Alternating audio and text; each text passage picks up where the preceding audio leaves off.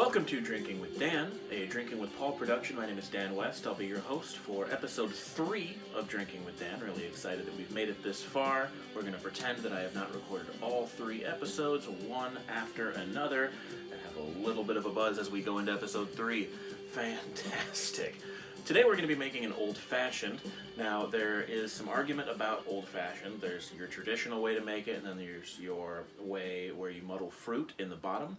We are going to be muddling fruit, despite the fact that Bing Crosby hated it, said that no drink should come with a fruit salad. Disagree. Fruit is healthy for you. So, we're going to make our drink today, an old-fashioned, using Maker's Mark, along with fruit. Let's go over to the prep station. Alright, so when you start with this drink, first thing we're going to do is we go with a teaspoon of sugar. We would do the song by Mary Poppins, but I am way too new at this to want to get a cease and desist from Disney, so we're just going to say teaspoon of sugar, and we like it with our whiskey. So, go with the teaspoon of sugar, then you go with just a splash of water. You're not going to want much of it, but you do want enough to get all of that sugar saturated. Gonna mix it a little bit. And now we get into our fruit. So the first thing I'm gonna do is throw 2 maraschino cherries in there. Some people use higher quality cherries, and to them I salute you. However, I am not doing that because, well, there goes that. I am not doing the higher quality cherries because we're just muddling them in there. If I'm going for an actual high quality drink that I will be having at a bar and they're using maraschino cherries, then they're doing it wrong. But for making it at home, maraschino cherries are fine. You're going to muddle these in. You're going to splash yourself a little bit just now with sugar water and cherry juice if you're me. And we're going to squish this up, get that cherry juice in there with the sugar and water. Mushing it up real nice. There we go. Getting that all in there. Next we are going to go with our orange slice. This is a giant orange slice, so I'm going to fold it in there. We're going to get that mashed down.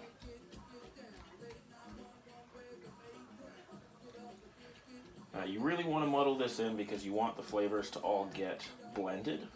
If you don't muddle it properly, then you're not going to get that juice in there for the drink, and it's just going to be drinking a glass of whiskey with a piece of orange in it for no good reason. So, got that nice and squished in there. And now something that I like to do on my old fashions that is definitely not traditional, and if you disagree with me, that is totally fine. You're allowed to do that. This is America, and you are allowed to be wrong.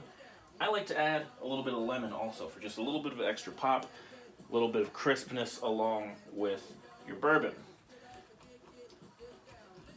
I think blending citrus flavors is always a good choice. I don't think you're going to go wrong with it. So, we got our lemon in here, we got our orange, we got our cherries, all blended in. Then you want to throw in 2 to 4 dashes of your bitters. When I bought this at the store, they carded me for it, and I think that's ridiculous. 1, 2, and a third for fun. I get that there's 45% alcohol in your bitters, but if there is an 18-year-old wanting to get drunk on bitters, you need to just let them do that, because that is a lesson that experience will teach them much better than you telling them they can't have booze. Alright, so I've got this all nice and muddled. Next thing you want to do is you want to get all of your gross stuff out of there. You want to get your rinds out because nobody wants that. You're going to get your rinds out. You want to get your cherry stems if your cherries have stems on them, which mine did. So, got a couple stems. And a couple of seeds. Really reminds me of being 18 with all of the really, really crappy weed that I had access to in Illinois. There we go. Got your stems out, got your seeds out, got just a nice fruit, sugar, water, and bitters muddle in there. Then I'm going to throw a little bit of ice in here. You don't have to put ice with an old-fashioned, but I prefer my drinks to be cold. So I'm going to blend all this together. And then I'm going to throw some bourbon on top of that. I think Maker's is my bourbon of choice for this. I am going to go with 3 ounces of bourbon.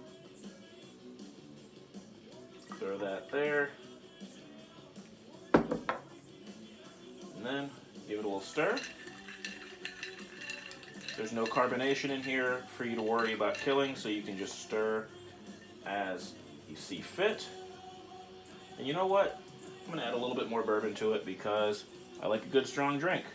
A little bit more bourbon there. And we've got an old-fashioned. Like I said, pretty non-traditional with the addition of the lemon juice. But I think it's going to be very, very tasty. Thank you for joining us. Again, my name is Dan West. You can catch me at danwestcomedy.com. Also head over to drinkingwithpaul.com for all of your drinking needs. Thanks so much, guys. Enjoy your drink.